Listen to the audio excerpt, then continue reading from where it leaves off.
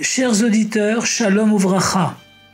Ce cours est dédié pour l'élévation de l'âme de mon beau-frère, Reb Tzvi Ben Pinchas, Zichrono Livracha, ainsi que pour les 45 Kedoshim de Méron, Zichronam Livracha, et Sheyibadlu Lechaim Tovim Varochim pour la refoua shlema des blessés. On ne peut comprendre cette tragédie qui a eu lieu un jour saint, Lag BaOmer, dans un lieu saint, Méron. Mais on doit avoir à cœur, comme l'affirme Shlomo HaMelech dans l'Ecclésiaste, Kohelet chapitre 7 verset 2, Ve'achai yiten alibo, de prendre de bonnes résolutions pour augmenter l'amour et l'unité du peuple juif, Ahavat ve'achdout Israël. On doit être persuadé qu'après la tribu de rigueur, Gvura, Midat Hadin, se dévoilera la tribu de compassion, Tiferet, Midat HaRachamim, qui est supérieure à la tribu de bonté, Chesed. Et que Rabbi Shimon Bar Yochai de Méron continuera à être la source des brachot, des bénédictions encore plus extraordinaires qu'avant, avec une sécurité renforcée. Ce Shabbat est un Shabbat Chazak, quand on lira les 2 dernières parachiotes, Behar Bechukotai du Sefer Vayikra, et aussi Shabbat Vachim, car on bénira le nouveau mois de Sivan. On étudiera également le 5e chapitre des Perkei Avot. Dès les premiers versets, la paracha Behar rapporte de façon générale et détaillée toutes les lois de la Shemitah, du repos sabbatique de la terre d'Israël tous les 7 ans, en précisant qu'elles ont toutes été données au mont Sinaï, Behar Sinaï. Rashi précise qu'il en est de même pour toutes les autres mitzvot. Mais alors, pourquoi avoir choisi précisément la mitzvah de Shemitah et pas une autre mitzvah qui aurait été de même expliquée en général et dans tous les détails? On doit donc en déduire que la Shemitah représente toutes les mitzvot. En effet, les mitzvot sont orientées dans 3 directions. Envers Hachem, Ben Adam la Makom, envers son prochain, Ben Adam le Chavero, et envers soi-même, Ben Adam le Atzmo, comme rapporté au début des Perkei Avot, chapitre 1, Mishnah 2. Al Shlosha Devarim Ha'olam Omed, à la Torah, à la Voda, al Gimlut Chassadim. Le monde repose sur 3 fondements, la Torah, le travail et la bienfaisance.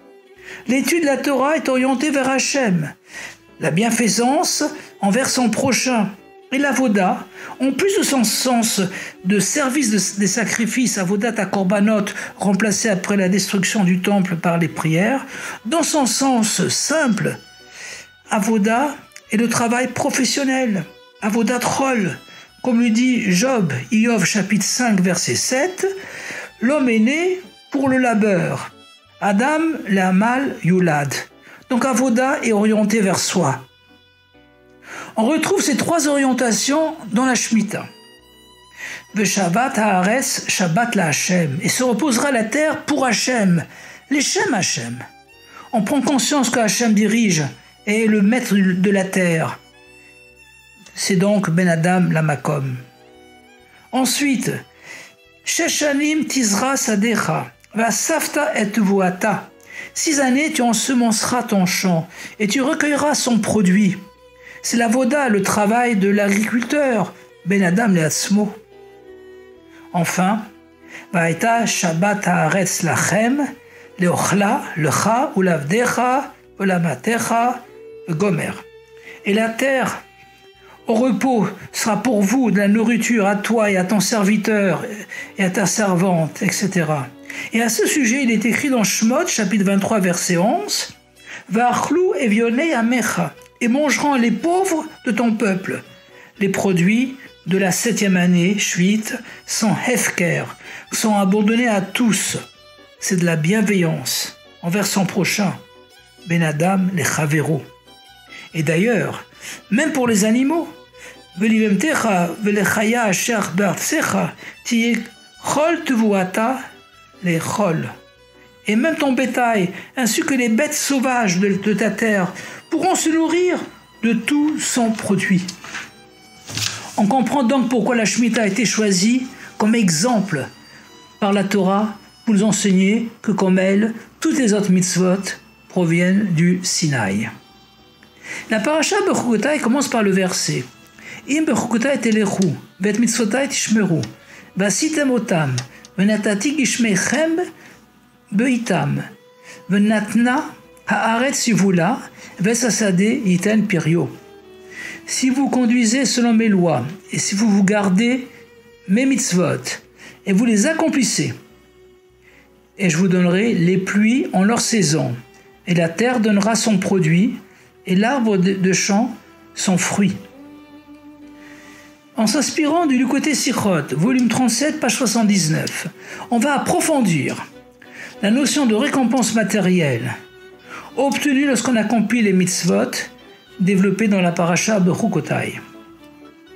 Dans l'ère messianique, lorsqu'on ensemencera une graine, on récoltera immédiatement des fruits d'excellente qualité, et même le tronc d'arbre sera consommable. D'une façon générale, il y aura immédiatement une abondance matérielle, comme dans le Gan Eden avant la faute. À première vue, on ne voit pas l'intérêt de ces miracles. En effet, le Rambam conclut son Mishneh Torah en citant le prophète Yeshaya, Isaïe chapitre 11 verset 9, le prophète de la Géoula, qui mala haaretz dea et Hashem, kamaim layam mechassim. La terre sera remplie de la connaissance de Hachem, comme les eaux recouvrent les océans. Dans la mesure où notre seul intérêt seront les sujets spirituels, pourquoi accorder de l'importance ou même mentionner les miracles des récompenses matérielles?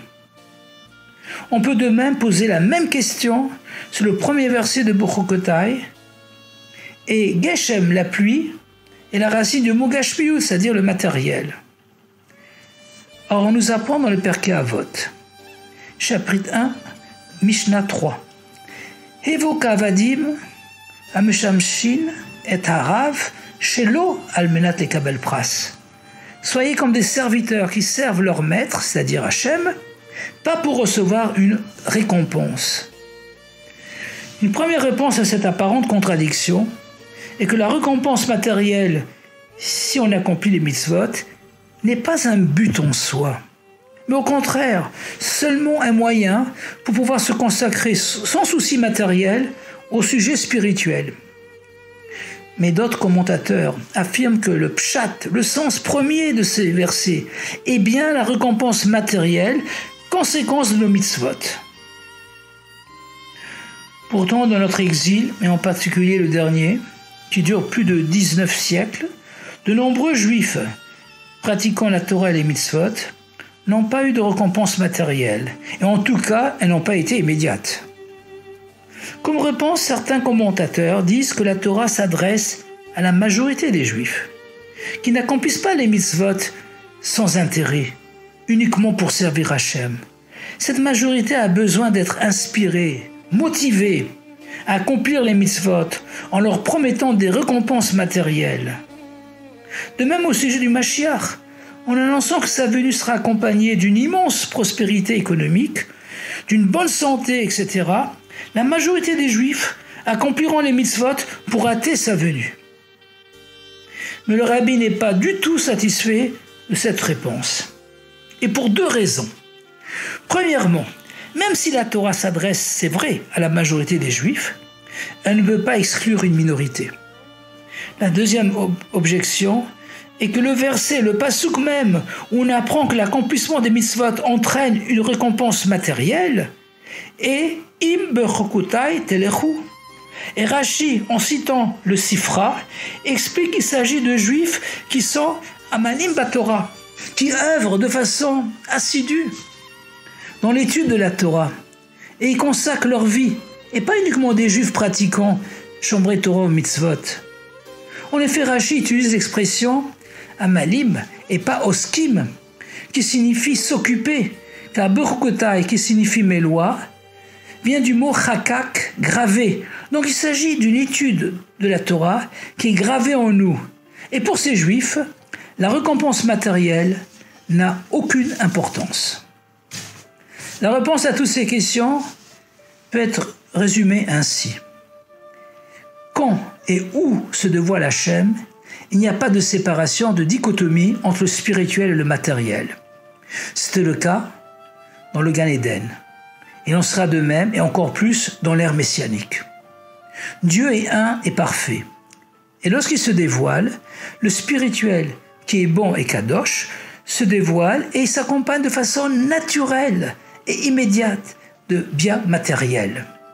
Par contre, quand Hachem est caché, Aster Astir Panaï, qu'il cache sa face, alors il y a une barrière entre les réalités spirituelles et matérielles.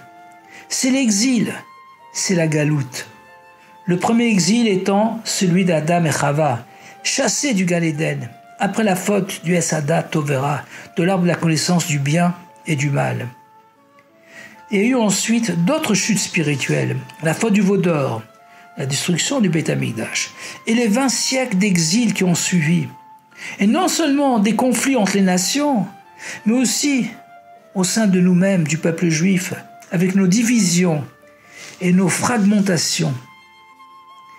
La Shoah étant le niveau de la plus grande diminution de Hachem. Mais de même que la nuit est très noire juste avant l'aube, après la Shoah, on assiste à un retour positif et même accéléré du dévoilement de Hachem, avec entre autres le retour à Tzion et tous les miracles qui ont accompagné ce retour.